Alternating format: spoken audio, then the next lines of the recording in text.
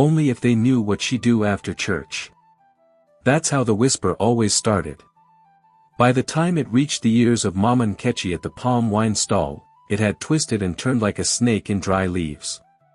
Some said she went into the forest.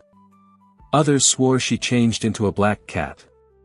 But none had proof. Not even the children, who followed her once and came back pale, refusing to say a word.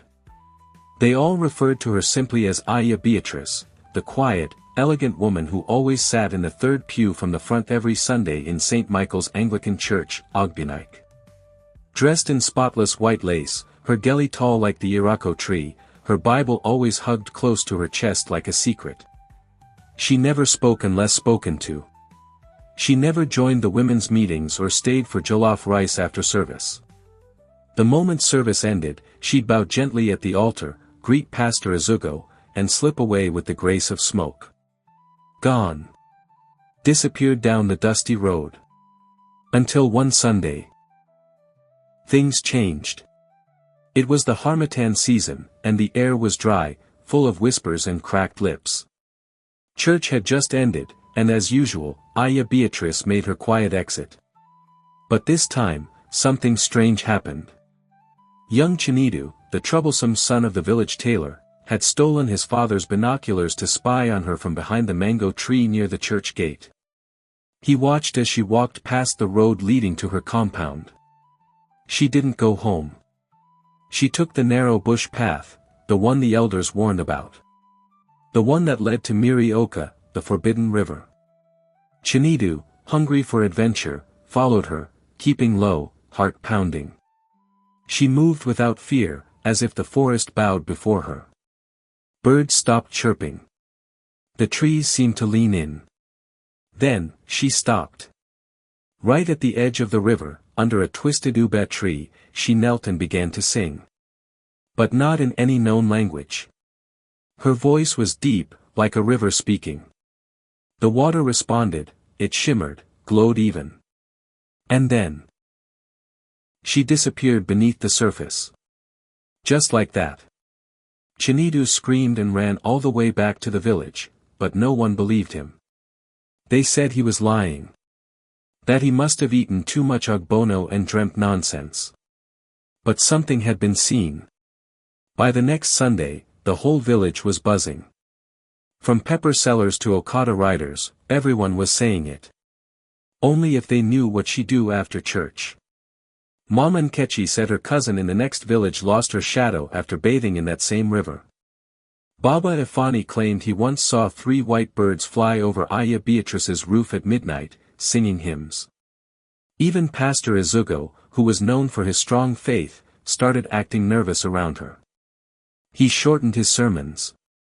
He stopped making eye contact with her. Then, one Sunday, the church bell refused to ring. No matter how many times young Ibuka pulled the rope, the bell stayed silent.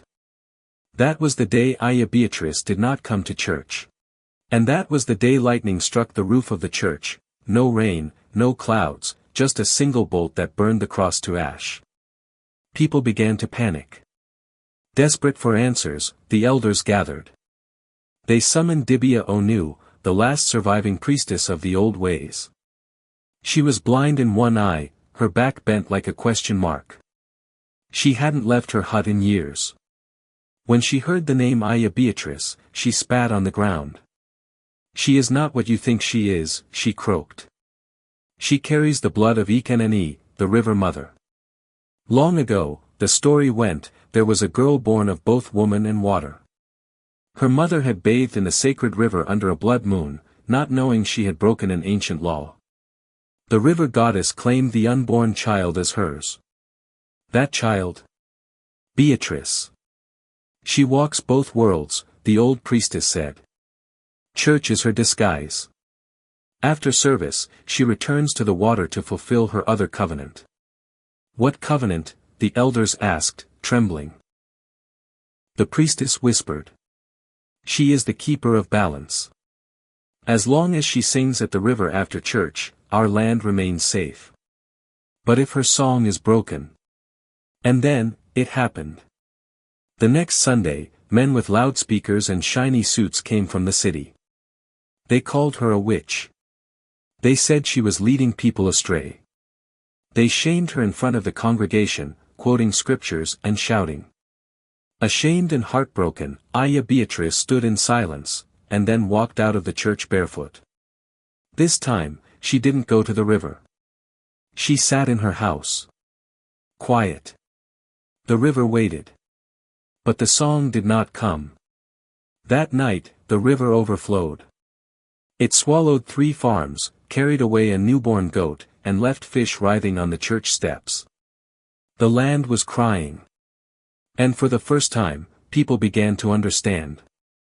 The next Sunday, the church was empty. No choir. No pastor. Only the villagers, barefoot and silent, walked the path to the river. They gathered under the ube tree.